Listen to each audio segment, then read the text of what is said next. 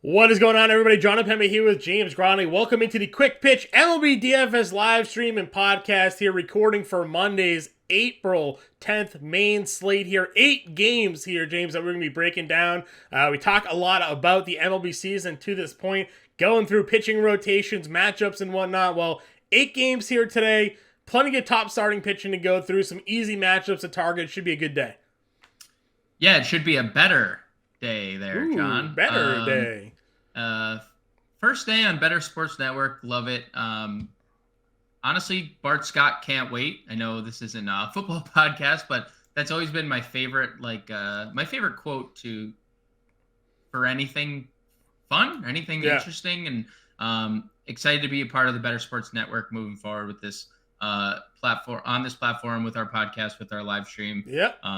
We're doing podcasts in the morning here, and then 5 to 6 o'clock, James and I are back breaking down everything that's gone on, all the news, all the weather, all the lineups that you guys need to go, answering your start-sit questions, your lineup questions, maybe some betting questions for you all there. We'll be live here on the Better Sports Network Monday through Friday, 5 to 6 o'clock Eastern Time, getting you all ready for this MLB DFS slate. It should be a great time here with Fantasy Alarm being a big part of the Better Sports Network, James.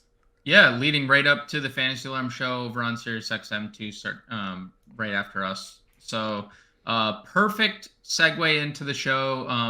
And we're ecstatic.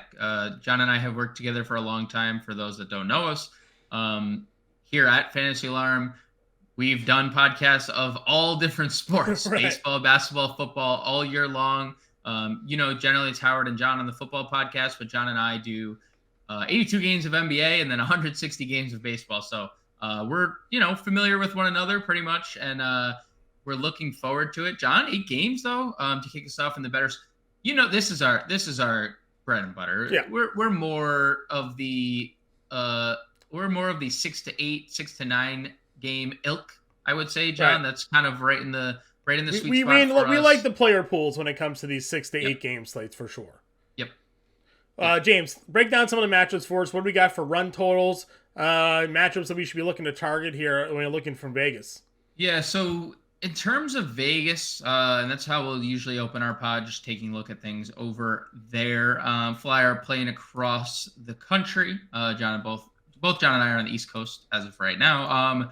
The biggest betting favorites are the Angels, minus 204. They get to face Patrick Corbin at home. That should be a fun matchup for the Angels. Anytime we get Patrick Corbin on a slate, we are just licking our chops here. Yeah, first day on Better Sports, and happy Patrick Corbin Day already to everyone that celebrates. Bryce Elder and the Atlanta Braves, minus 189 favorites, hosting the Cincinnati Reds. And those are really the only two big favorites of the day. Andrew Heaney and the Rangers take on Zach Greinke and the Royals. Heaney is a minus 145 favorite at home. Same thing with Max Scherzer going up against Yu Darvish in the Mets versus Padres. That kicks off the slate at 7:10.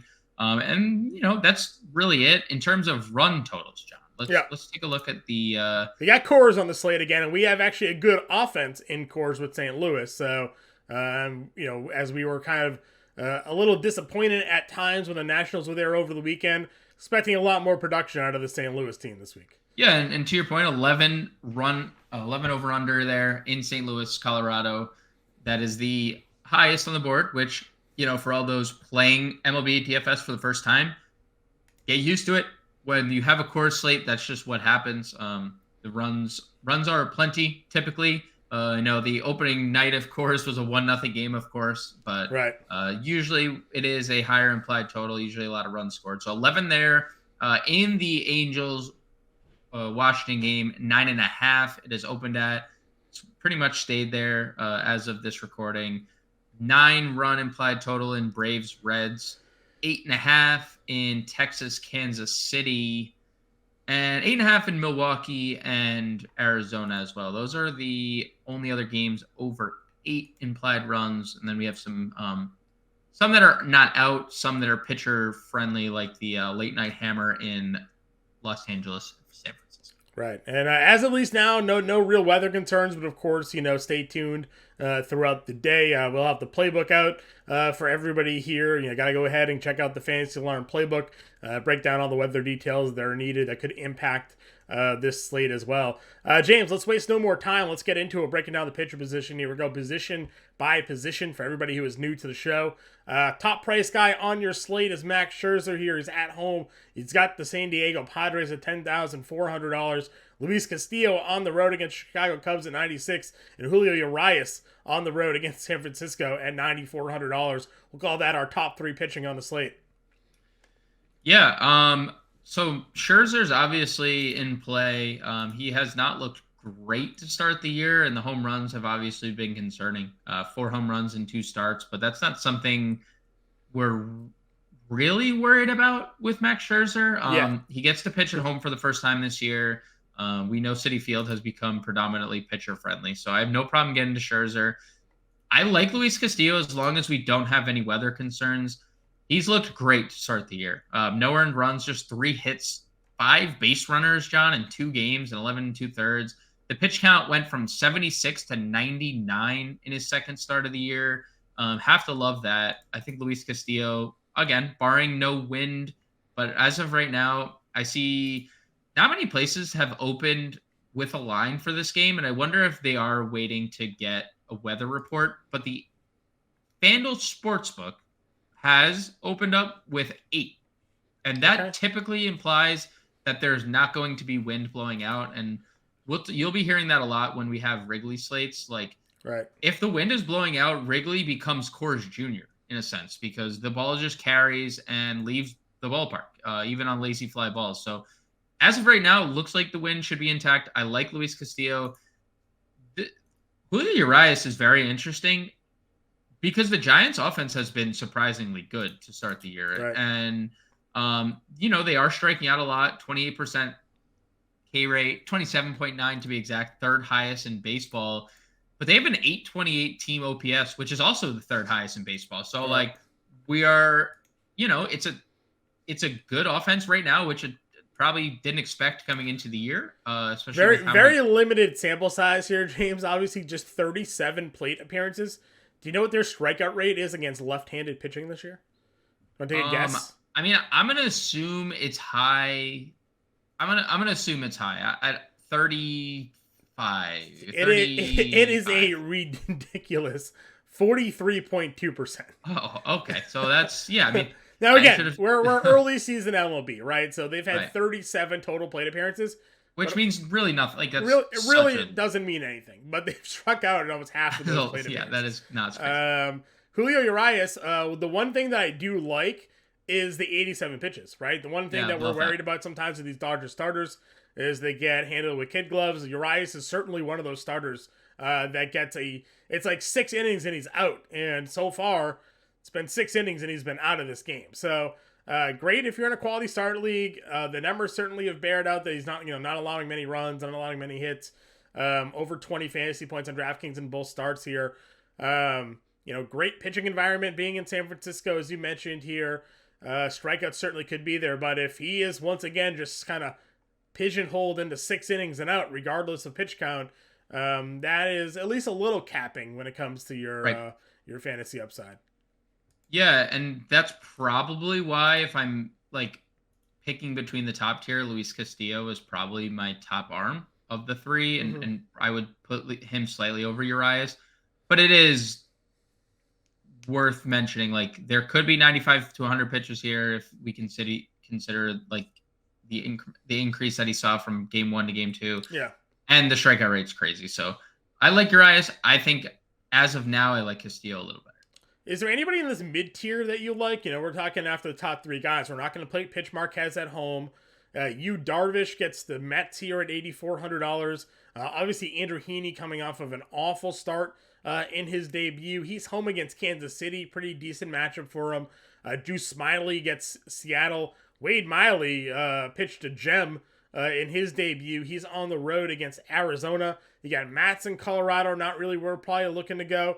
And then Zach Gallen, as great as he was last year, has not been good at all this year.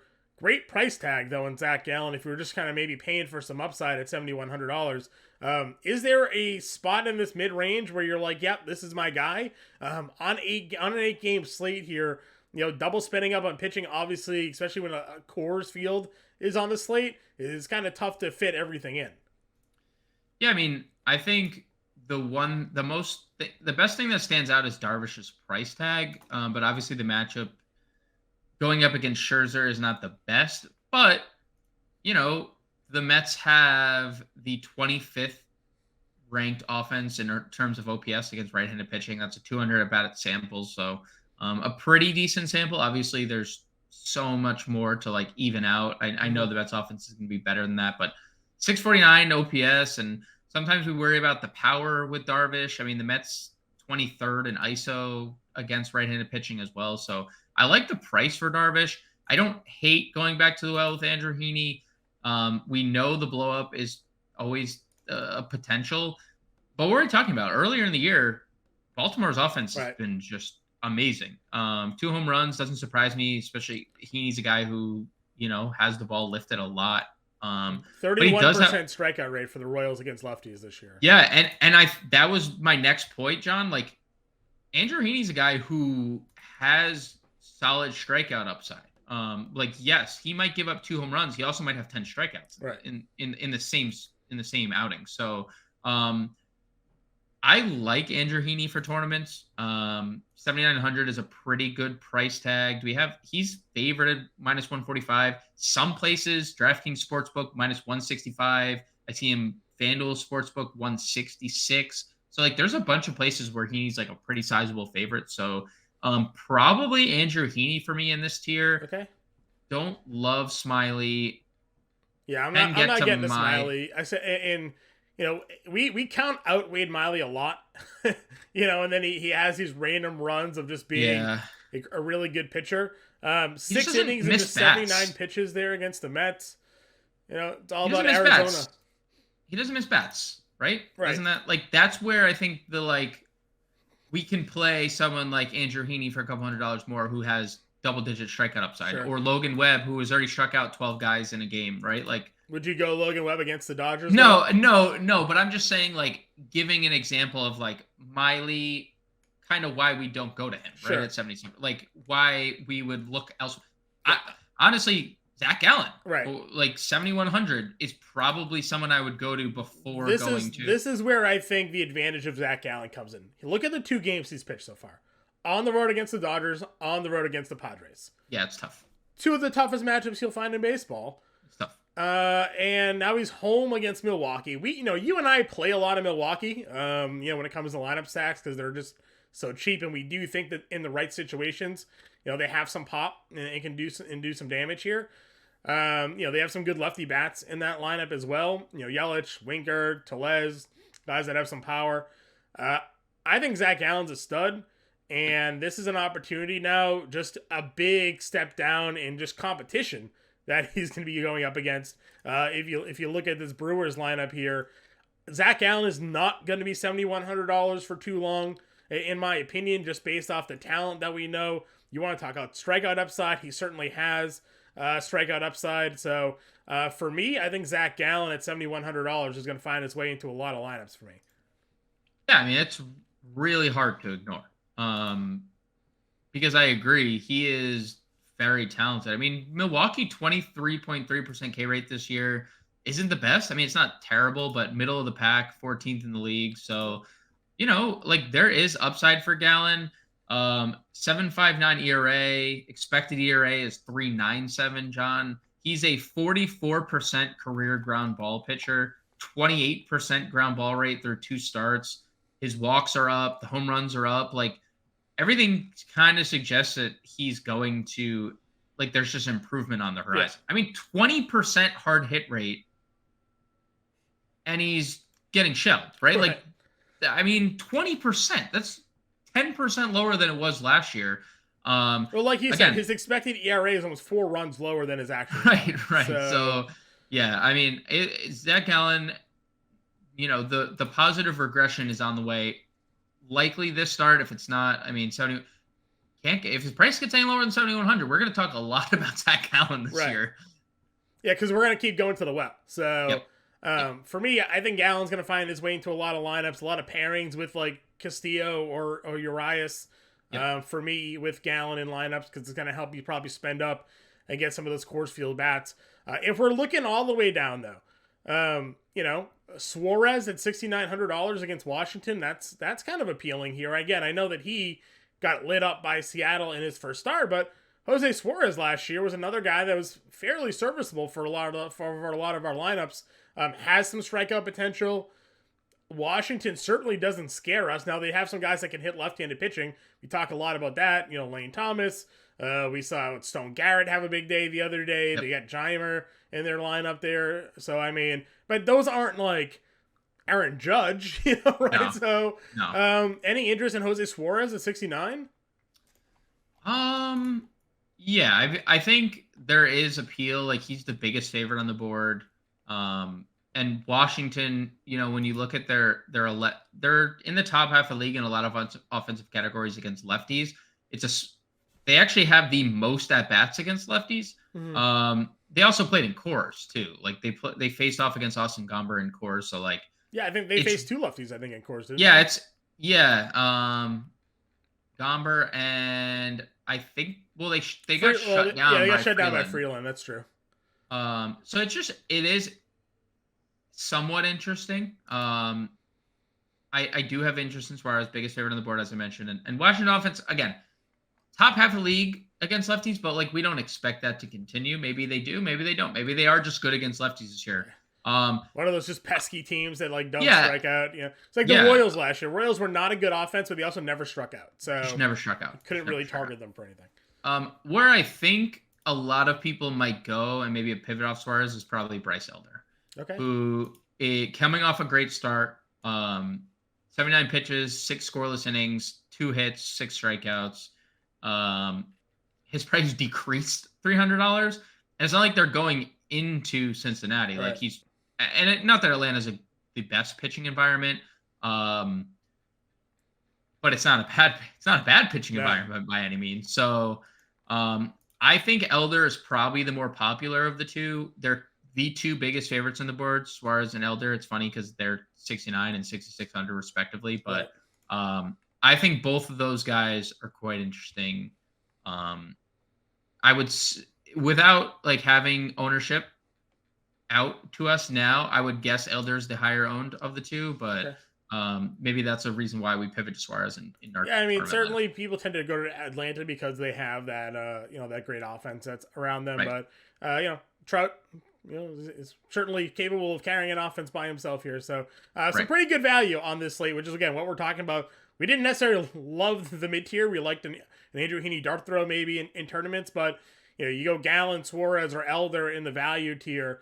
It's going to certainly help pay up for some of that elite pitching like we discussed.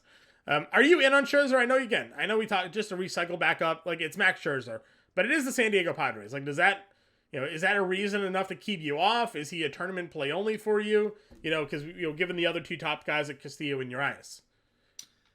I don't. It's not going to get worse than it has for Scherzer. True. So like, I think it's only going to go up from here. San Diego's offense. They've been pretty good against righties to start the year. 213 ISO, 802 OPS, 348 WOBA. That's all top 10 in the league. So, like, it's a good offense against righties. We know Manny Machado has notoriously been reverse splits. Soto obviously has dominated. I just think he's going to be. He'll probably be rather contrarian. I don't think people are going to want to go against the Padres offense here. We say that baseball is just so weird, right? Because like a few podcasts ago, we were talking about it with Woodruff, and we were like, should we go? Like Woodruff is in a tough spot. He gets the Cardinals, and there was I forget who else was on the mound. There was 2 guys, Kershaw, right? It was Kershaw and someone else. Yeah, Woodruff was 64%, and Woodruff was 64% in a tough spot, and he was good. Kershaw was not good against Atlanta. Against Arizona that day, he was terrible. Kershaw was not, but like. That's why, like, I'm not sure where to gauge Scherzer's ownership, just because people just gravitate to elite pitchers no matter what, because they could just shut down good lineups. I would say I think Castillo and Urias checking a higher ownership, but that's just speculation. It could end up just being like Scherzer 40% owned just because Right. it's Max Scherzer, right? So. Right. All right, let's go on over to catch a spot. We got 8 games here. For those, again, catcher for us is generally not a position we like to spend up for unless there's, just so much value that we can go ahead and get a WD Smith, in our lineup. We talked about the home run issues with Heaney there. Salvi Perez is 5K. Tyler Stevenson, a guy that's generally great in the mid tier, has a price bump here against Elder, who we may be looking at for some value here. So where are you kind of starting your matchups here for catcher? Cal Raleigh, we know the power side for him against Southpaws, 3,900. Where are you starting your catcher position at?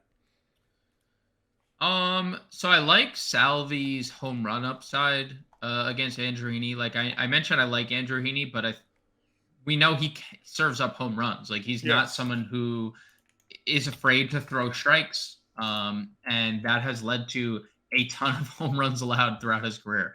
Last year, 1.73 home runs per 9. The year before, 2.01 home runs per 9. Like this is not a guy afraid to throw strikes, and he pays for it at times. So I do think Salvi is, if you aren't going Heaney, someone that we could play for a cheap home run. I had the Raleigh split flip, by the way. He's actually, the homer comes against righties when he's homers come against righties. Yeah. Yep. So. Homers comes against righties. If I'm like looking, I mean, Wilson Contreras going into Coors, I think would probably be the first spot. Like I really take a look at like, sure. Cash games. I think 4,300 is not a bad price, especially if we're using a Bryce Elder or a Jose Suarez. I think getting to Wilson Contreras is not going to be a problem at all. Sean Murphy has to be the everyday catcher now because d'Arnaud is injured. So yeah, so Sean Murphy will. I will say Graham Ashcraft looked amazing in his first start. Sure. Will that continue? It's Graham Ashcraft. Right. I don't know. I think Logan O'Hoppe is going to be pretty interesting because he continues to home run. He continues homer, dude. Yeah. He hit his 3rd home run in 5 games on Sunday. In a just absolute barn burner of a game, 23 runs scored. Yeah. He's going to strike out a lot, and he's kind of showing that. But he probably not against Patrick Corbin though. But yeah, I mean, don't jinx it. I won't knock on wood because I don't want my dogs to bark. Sure. But if you want to go ahead and knock on wood, I wouldn't be mad at the avoidance of a jinx, John. Thank you. I got it. Yeah. I appreciate it. And to Logan, I mean, we all listened to the John Rahm thing. We all know Zach Ertz, jinxed John Rahm in the or tried to. So would you go Logan O'Hoppe over Elias Diaz in that spot against Mavs? I think so. Yeah. Okay. I think O'Hoppe, he's probably my favorite guy we've talked about yet, excluding Wilson Contreras, who I think is just going to be naturally popular because he's good and he's in Coors. Yeah, great lineup for the Cardinals. Going to fit a lot of stacks there. Gabriel Moreno hasn't had the start to the year that we had hoped for, but he does get the lefty matchup against Wade Miley here, and still just $2,500. So basically your punt catcher spot here. Yeah, he's just struggled. And he profiles as a very good bat, right? That's what he's been profiling since his minor league days. That's why he's so coveted as a prospect. And I think he's going to come around. But I don't have a problem getting to him. I also don't have a problem if you just kind of want to avoid him and let him work out of his troubles. Sure. So recapping here, our top catcher options for today. We like Salvi against the lefty in Heaney for that home run potential there. We think Wilson Contreras is going to be rather popular just given the Coors Field matchup against German Marquez at $4,300. Sean Murphy should be the everyday catcher for Atlanta, at least for now. He's going to hit somewhere in the middle of that Atlanta matchup, but again, more of the contrarian play when you get Logan O'Hoppe and Elias Diaz just right below him, $3,500 and $3,600 in some pretty strong spots there. Again, when we build our lineup at the end of the show here, we're going to probably be seeing a lot of Angels just stacking up against Patrick Corbin here anyway, so I could certainly see Logan O'Hoppe down there at catcher. And then I still think Gabriel Moreno could be a punt play if you just needed the total salary saver at $2,500. John, what do you think of, would you give Francisco Alvarez a look 2K? 2K. If he's in the lineup, they've seemingly had a hard time putting him in Played Sunday, 1 for 4 RBI. Yeah, listen, if he's in the lineup, I don't mind it. The guy's one of the best catching prospects in all of baseball. He's got a great bat. It's Yu Darvish, so not like the best matchup for him, but also, again, if you're looking for, if you need even the $500 from Moreno, that's fine. I have no problem going Alvarez. We talk a lot of times. Baseball, unlike other sports, is very unique. Maybe only hockey can really rival it, where a top player can get you nothing, right? Yep. Mike Trout can go 0 for 4, 0 points. LeBron James isn't ever giving you nothing, right? Right. In hockey, Sidney Crosby can get one shot, right? And that kind of is a down day. So if you wanted to go in just $2,000 Alvarez and he gets you a 0, that doesn't mean your lineup's dead, right? Like if you use that money to kind of build around. So MLB DFS is really a beast. When the best hitters are 1 for 3, when they fail 66% of the time, and they're considered elite, that kind of speaks to the sport, and which is why MLB DFS honestly is one of the tougher kind of to get right, but that's why we like to break down and target those matchups like Patrick Corbin, which has been so nice to us to begin the year, basically playing T-ball when you're going up against Patrick Corbin. All right, let's go to first base. They give us Ohtani with that first base outfield. Speaking of Patrick Corbin, here, that first base outfield eligibility here. He is $6,200, but Goldschmidt is $59 in cores against Marquez. Freeman obviously gets Webb at $58, but probably more so cash games or a contrarian play for most. CJ Cron, we'll see if he's in the lineup or not. He missed the other day due to an illness. He gets the lefty matchup, though we talked a lot. Last year, he was actually better against righties than lefties, but historically, a lefty matcher. He gets Matz at 57. Olsen gets Ashcraft. I know you just mentioned Ashcraft looked pretty good in his first start there. Ty France against the lefty and Drew Smyly at 52 is a pretty strong matchup. So where do you find yourself, kind of keying in on when it comes to first base? Yeah, so, I mean, if we want to include Ohtani here, we could obviously get to Ohtani. I don't care about the lefty-righty splits. He's elite no matter who he's facing. He hits lefties, he hits righties. And as we talked about it, Washington bullpen, terrible. And when Corbin eventually gets pulled, Ohtani versus the bullpen works as well. Yeah, 340 WOBA against left-handed bats. Corbin, 388 WOBA against righties, 367 against lefties last year. Like, there is no letting up no matter who's at the plate, so you can obviously get there. Goldschmidt's going to be the chalk. And this is why I think we're both onto something. It's Suarez or Elder, mostly in SP2, because unlike last Coors series, Cardinals are not cheap. I mean, getting Goldschmidt and Arenado. Actually, here's the real test. Jordan Walker's been under 3K like every state. What do you want to give me a guess on what you think Jordan Walker's price is going to be? I already looked. Okay. It's 4K. No, wait. 3K. 3K. Jordan Walker. Oh God. I'm just going to plug that in now. I'm just going to hit the button. Yeah. All right. Thanks for the free square, I guess. Okay. But if we wanted to spend up Goldschmidt or Arenado, like if that's where you wanted to start. Yeah. Goldschmidt's 59, Arenado 52. So no discount there. No. I do think there's going to be a popular low price SP2. Jordan Walker 70% or higher, you think? Probably, yeah. Probably. Yep. I think a lot of the ancillary pieces around Goldschmidt and Aaron. I mean, we know how Coors is. Like, they're 7 of the top 10 in ownership are going to be Cardinals tomorrow. Yeah, Burleson's 2,900. Yeah, Burleson's still hitting second. I mean, Brendan Donovan, who plays 37 different positions, if he leads off, or Edmund, like whoever is in the lineup is there's probably going to be ownership coming their way. Is Burleson a pivot off Goldschmidt, or do you think people just play them both because he has that outfield eligibility? Yeah, I think that's the key. Like and it's something we talked about last year with Pujols, right? If this was where Burleson didn't have the first base or the outfield eligibility, then it's a talking point. I don't think it's a talking point much because we could just play Burleson. Right. Yeah. Like I'm in a full agreement with you there. I'm gonna just hit Burleson in there just for the sake of throwing him in the lineup. We'll complete the lineup obviously at the end of the stream, but at least for now, got a couple of value plays to plug in there at the outfield spots, which means we have room for one top spend up for outfield. Could be Ohtani. Obviously has that first base outfield eligibility, but we'll hit the rest of that outfielder as we move down. Let's talk about more first baseman, though. If for whatever reason you're multi-lineupping, you're going to be fading some of these spots here. Mentioned Goldschmidt already. Mentioned Ohtani. What's that next tier? Who's that next 1B guy that you're throwing at? Nathaniel Lowe is a very interesting play here. He's gotten off to like a decent start. He has a little 5-game hitting streak going. We know there was a lot of power last year. It was really his breakout season. I don't know what to make of Zach Greinke. He's been good so far. He is the toughest cookie to crack because, like, the statistics suggest that he's just not good, right? And he just continues to pitch well. 6 strikeouts per. Like last year, he had less than 5 strikeouts per 9 innings. Yeah. This year, it's at 6.35 K per 9. Here's a good barometer of Zach Greinke. He has a 2.338 ERA on the season.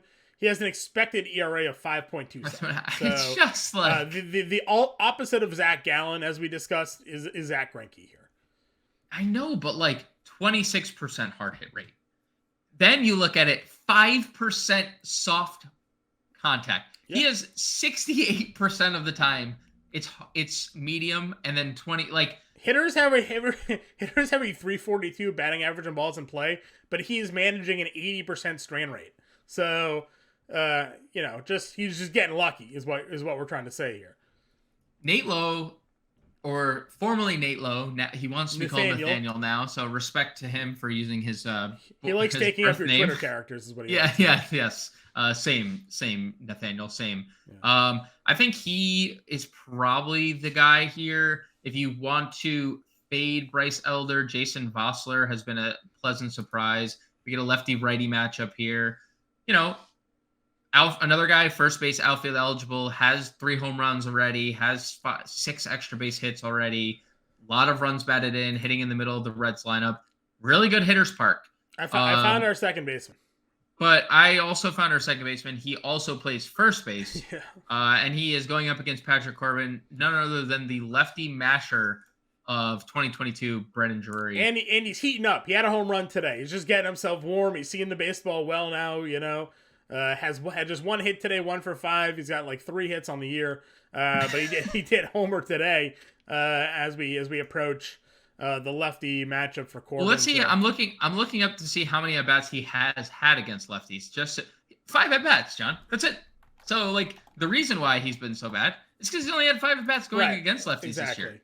Exactly. I'm checking out the BVP or for Mr. Corbin against Drury. I bet they've at least faced each other a handful of times here. So, well, I got the. So while you're looking, I got the lefty numbers for Drury last year. Yeah.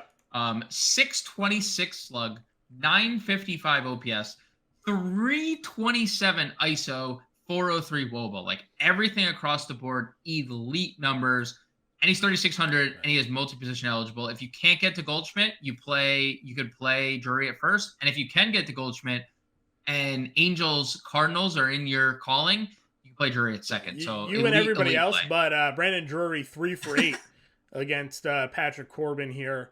Hunter Renfroe actually has a really 2 home runs in his career off of Mr. Corbin. That doesn't surprise me because Renfroe's been so good against lefties his whole career right. too. Just again speaking to where I think a lot of lineups are going to be built here today. Obviously you can go there in that direction. Drury's probably going to slot into our second base spot as we kind of build our way down. Any other value first baseman on your radar here? I don't think so. Pavin Smith 2K, but he gets lefty. He made his debut on Sunday. 2 for 4, two doubles, 3 RBI. Yeah. Don't really like the lefty. I also don't think you need to force that into your lineup. We have some good first basemen today. Yeah, some good first basemen. We already hit value in the outfield spot here. And in case you guys didn't notice, for those listening for the first time on Better or watching on Better Sports, we do build the lineup at the end. We're going to do a home run call. We're going to build the lineup, and that's just kind of. But when we come across plays that we like, I just lock them in. So right. It's just kind of the way this is all trending. So let's go to second base.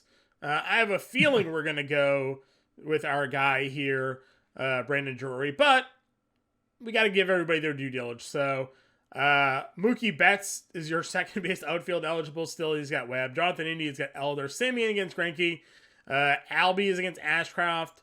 Estrada's been really good, but Urias obviously a tough spot for him. Rojas, Miley. Is anybody here clicking for you, or is it just making Brandon Drury that much more appealing? Man, seeing Josh Rojas start this year, I wish this was 2022 because I had so many shares of Josh Rojas last year. Yeah.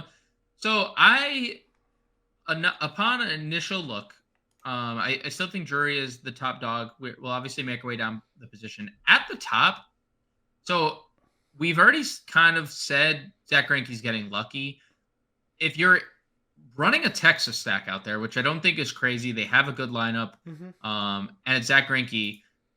Marcus Semien had did not have a monster year, but he had monster games at time. I mean, and it's because he can hit home runs and steal bases, right? So, what better pitch to steal a base on than a 46-mile-an-hour Ethan, right? I mean, he only has one stolen base and one home run. And again, this is a guy who has massive upside. So I do like Semien 51. I know a couple of good games here against the Cubs the last two nights. 3 hits, 2 doubles, 3 RBIs. So I think hasn't necessarily really paid it off since Sunday, yes, and then large gap, and then first 2 games of the year. But if you're Texas is interesting just because the numbers do suggest that Greinke's going to regress, and he's just how long can he really be good, right? So I do like Semien at the top. Nothing else really until Brendan Donovan, another guy we could play multi-position. The problem with Brendan Donovan becomes, do we want to pay 45 for Donovan, or would we rather play 36 for Drury? I feel like Drury is the obvious spot here. But then you're like, oh, well, there's multi-position eligibility. But then you go to third, and he shares, and then you share with Arenado. So Brendan Donovan just is unfortunately in no man's land. There's not even really a good value. So here's the pivot from Drury is Rengifo, right? Rengifo's another guy that hit lefty really well last year. We love playing Rengifo against lefties. He also is second third base eligibility. So it's if you're not playing Arenado, are you playing Drury, Rengifo, Trout? Yes. Is your St. Louis exposure is Walker Burleson, and you're going Ohtani, Rengifo, Drury, Trout, something like that. Yeah. I mean, so the Angels have the better matchup, right? Herman Marquez is not a terrible pitcher. No, he is just pitching in the worst possible. He is very bad. No, he is very bad at home, but he can be good. We do not have. More often than not, I would rather trust Herman Marquez at home than Patrick Corbin anywhere. Sure.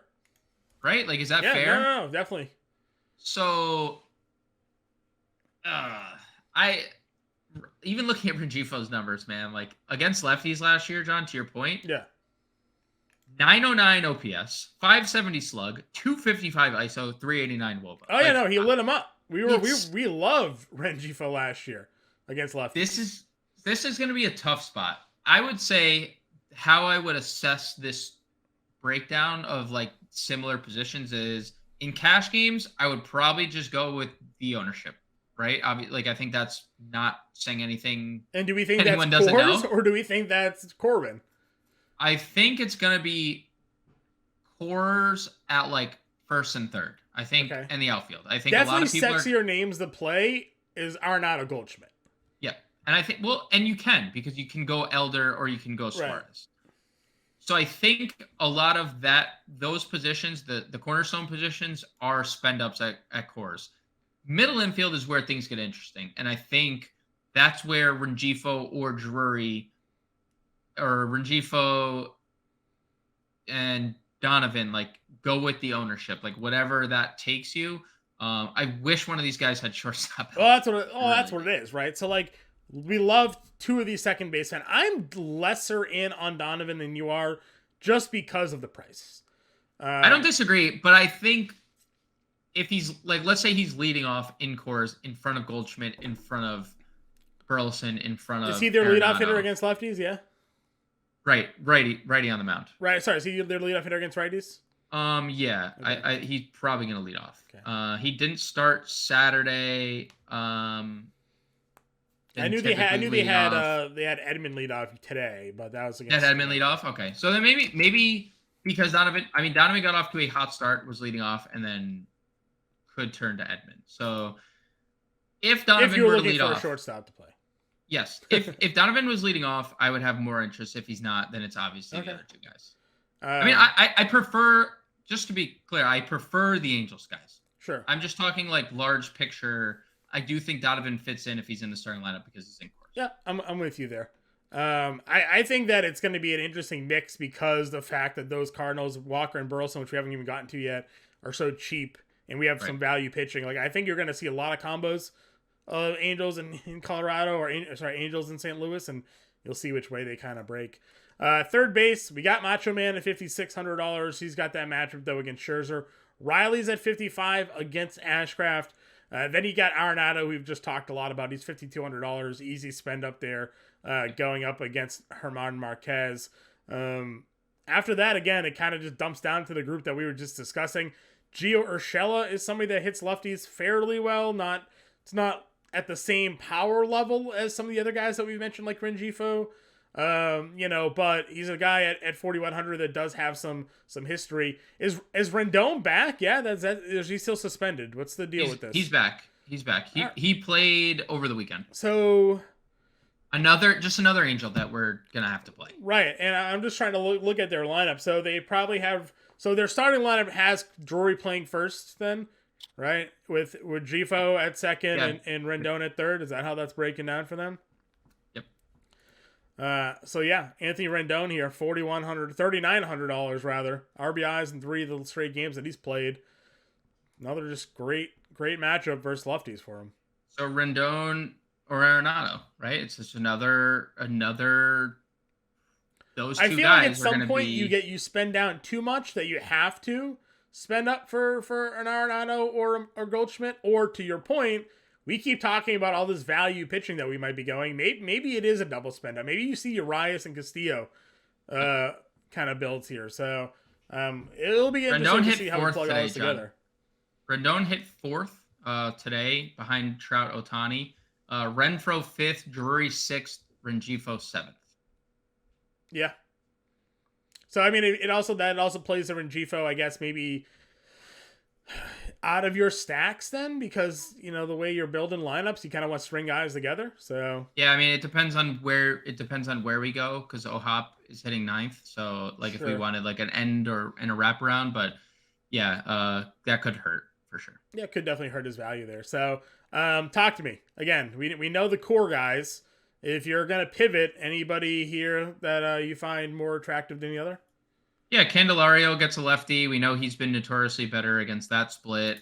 Evan Longoria, believe it or not, continues to be very good. I did say it the other day. I was like, against the lefty. He did. And he bit both of us in the ass because he hit Kershaw. He took Kershaw deep. And both you and I were definitely fond of Kershaw that night. Yeah. I think Josh Jung is fine in a Texas stack. I don't hate that. Nolan Gorman, 3,400, just another cheap play that you can get to. Figure out third base. Good luck. Like Nolan Gorman, 3,400, John, hitting in the middle of their lineup. Okay. Montero against a lefty, that's fine. In course. Wilmer Flores, not going to go We like Urias, but like JD Davis versus a lefty, Wilmer Flores versus a lefty. So we said it at top, right? They have the San Fran has shown a lot of pop to start the year. Yeah. So, as slam dunk as we think Urias is and can be, not so fast. Right. So the third base is interesting again. And as we keep on going through these positions here, and I'm like thinking about the lineups I want to put together, it feels like it's becoming a little tougher and tougher to kind of do so here. Let's hit the shortstop position. At the very top, we see Dansby. We got Xander, Lindor, Adames, Bobby Witt. Bobby Witt's interesting, I guess, against Heaney. Yep. I don't really love the other matchups that are there. You've talked a lot about Texas and maybe Greinke being a target. You got Seager here at 4,800. Yeah, I'm not going to stop talking about Texas because they do have a lot of upside. Corey Seager's a 30 home run guy, expected batting average over 300, almost a 500 suggested slow. Like, this guy is just running into bad luck. 4,800, no one's going to play him, but I do think, it's clear cut. We've gone through this slate. Everyone can see it. St. Louis, Colorado, Angels. Those are going to be the most popular teams. We haven't even mentioned that much Colorado, but they're in cores. It's just natural. Steven Matz didn't look good in his debut. Right. The Rangers are, I think, the next team for me. Okay. If not my favorite contrarian team of the slate, just given Zach Greinke's luck that he has had. So, sure. Yeah, I think of the top tier, Witt for a cheap home run potentially, because that's just what Heaney could do. But it's Corey Seager for me because everything expected, the expected numbers are, he's just running into bad luck. Yeah, 100%. Edman, as I mentioned, he hit leadoff today. We'll see if he hits leadoff against a righty or not. He's $4,200. There is some stolen base potential there, but he's not had a good year, so far to this point. Urshela does have some shortstop eligibility, but I wonder, does he make the lineup today with Rendon back? Well, so he's hit 8th on Sunday. Okay. Played 3rd and short. He started at short. They subbed Rendon out for a pinch runner, and he shifted to 3rd. Okay. So he's starting at short, which is interesting. It is definitely not a position we're used to seeing him play there. So again, he's he is where he is in that lineup, $4,100. Punt play potential. Nick Ahmed is $2,300. He's got Wade Miley, the lefty. We talk about matchups, lefties for Nick Ahmed here. Could be the punt play at short if we want to go all the way down. Yeah, you know what's funny? I was actually looking at Geraldo Perdomo, his teammate. I think both of them are pretty good because you're right. Ahmed has always hit lefties, and he's coming off a game where he had 2 stolen bases. The game prior, he had a stolen base, so he has 3 stolen bases this last 2 games. And he's $600 cheaper than Perdomo. Perdomo's been really good. 7 of 16 to start the year with 4 walks. He's been on 11 times in 7 games. 571 on base percentage for Geraldo Perdomo, John. And he has stolen base appeal. He only has 1 on the year, but he's fast. Switch hitter. It looks like he played mostly against righties last year, but also he hit better against lefties. So So if they both crack the lineup, I think you could probably make a case for not playing both, obviously, but for both of them to be in your player pool. Sure, 100%. Anybody else here at shortstop that you think maybe is worthy of consideration? No. Looking at the lineup today, by the way, for the Diamondbacks, Perdomo hit 2nd against the Dodgers. So who's on the mound for LA today?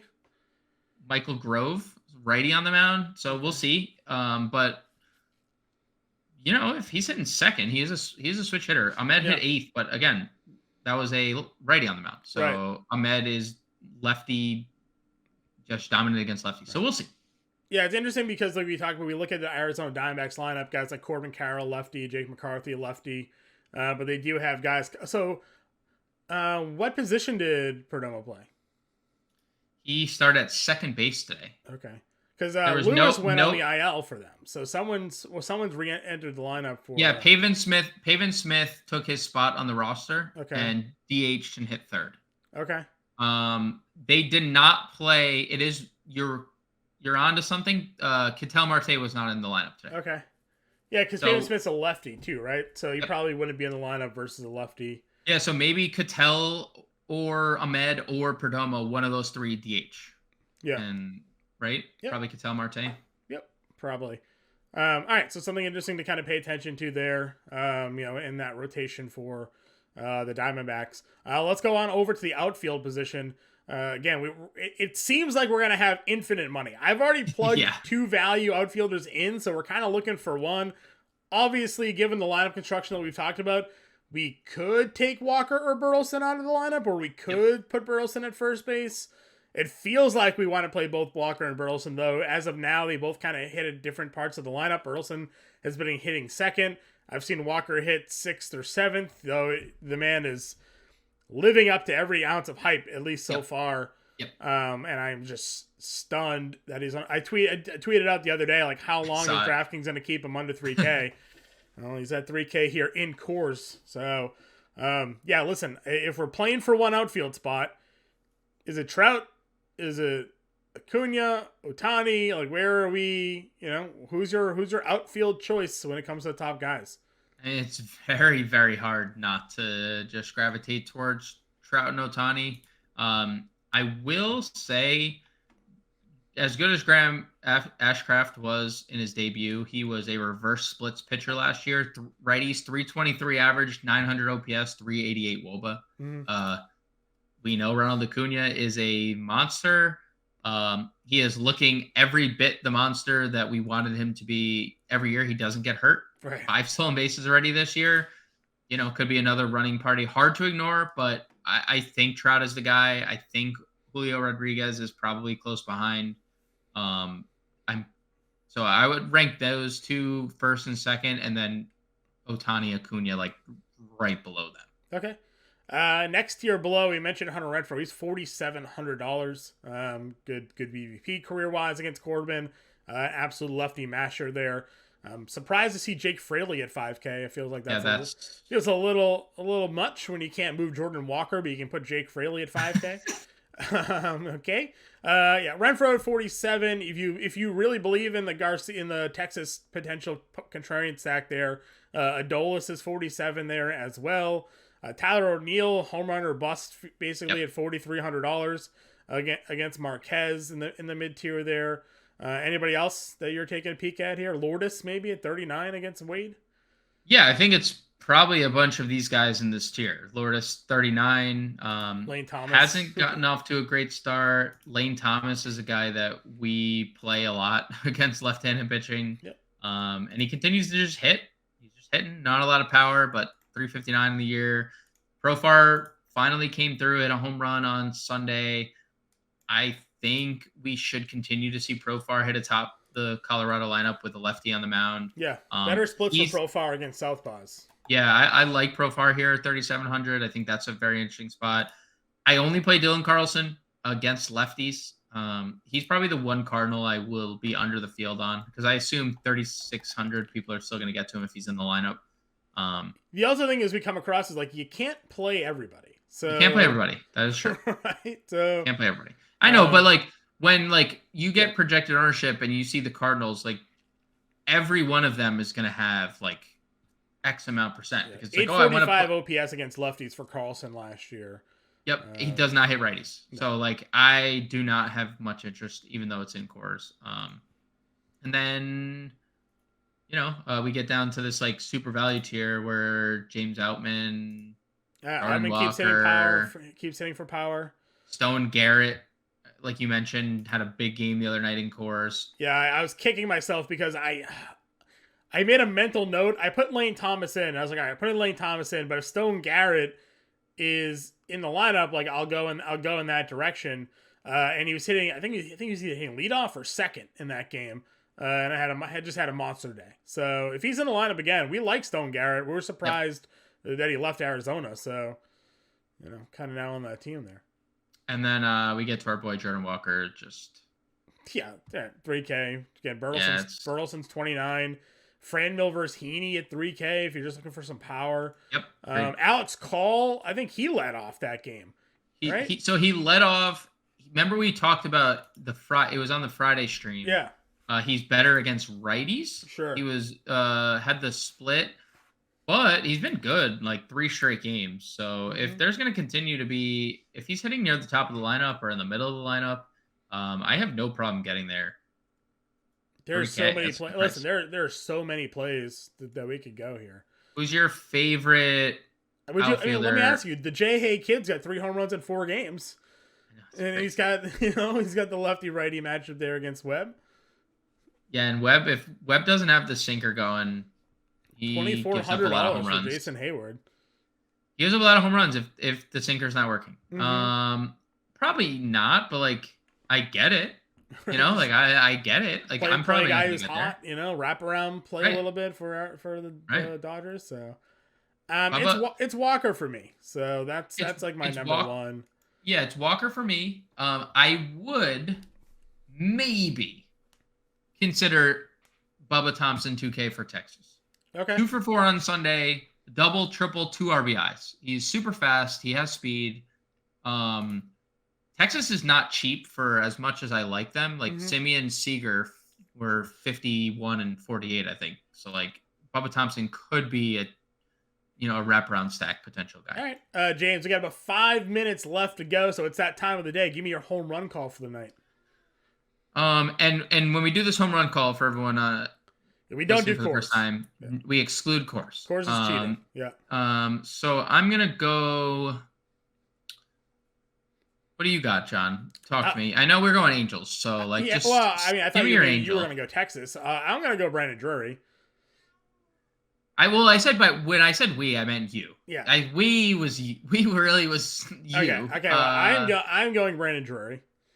I know it's been a reverse split thing for Zach Greinke in the last few years. I'm gonna go Marcus Semien. Hits a home run for Texas. All right, Marcus Semien for you, and Brandon Drury here for me. Let's build the lineup. I got Walker and Burleson already in an outfield. Do you agree or disagree? I largely agree. When we building, like, because if we use Angels value in the infield, we might be able to like spend up at Burleson to like O'Neill, or we might be able to get. Is O'Neill a better play than Burleson? I'm not too sure. I'm honestly not too sure. I'm not too sure either. I know at this point in their respective careers, I feel like O'Neill has had more upside in the past because he's we've seen 30-20. Okay. But you're right. I mean, Burleson's been better and he hits second. So yep. Let's start. Luis Castillo is probably the first place that I think that we're both in agreement. Agreed. Luis Castillo in the lineup. Now, are we going to try the double spend? If we go double spend with Castillo, Urias, that's 4,200 a player. We certainly have that.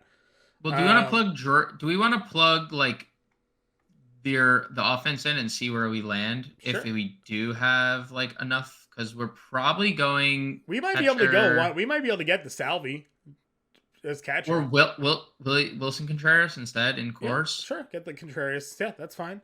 Wilson at 43. Second Drury, or probably Drury. Yeah, I agree. Do we like Goldschmidt at first? Was that like kind of where because that was probably why we were playing Burleson in the outfield, right? So it was Ohtani or it was Goldschmidt. Yeah. We also used Burleson in the outfield too. We did use one of those guys at first. Yep. And then it's the same question at third. It's Rendon. It's really Rendon or Arenado, right? Yeah, I like Arenado more though. I think spending up for Arenado makes this most sense. Going back to Course. Yeah. I didn't even think of the narrative, but yes, 100%. So, if we did Arenado, it's 5,300 a player still needing first base. Let's say we did Ohtani and Trout. 45-50 for a pitcher and a shortstop. Shortstop was probably we could probably go one of the Diamondbacks as one-offs. Yeah, either Perdomo or Ahmed. I mean, Ahmed is cheaper if we want to go that. Because we didn't have a love for shortstop. We had maybe Witt or Seager, but we didn't have. It was Witt or Seager or Edman in the mid tier, but like Edman hasn't even been. No. We need stolen bases from Edman this year. We have one so far. All right, let's throw Ahmed in there just for the pure punt. Agreed. $6,800 gets us Elder. We didn't mind it, right? No, and that puts us on Trout. Right? Yeah. Bang. So here's the lineup that we got: Luis Castillo, Bryce Elder, Willis Contreras, Shohei Ohtani, Brandon Drury, Nolan Arenado, Nick Ahmed, Jordan Walker, Alec Burleson, and Mike Trout is the lineup for today. James, any final thoughts for the people watching at home? We'll be back live at 5 o'clock Eastern time, breaking down all the news, recapping all the updates, weather, lineups, answering your start-sit questions, helping you all build your lineups for today. Any final thoughts for the people? No, just super excited to be here with Better. You guys are going to still see all of our Fantasy Alarm content in the same place, fantasyalarm.com, youtube.com/fantasyalarm. But we're growing the family and we're joining the Better Sports Network, and we couldn't be happier to be here. Amen to that. So good luck, everybody. We'll be back tomorrow. We'll talk to you all later.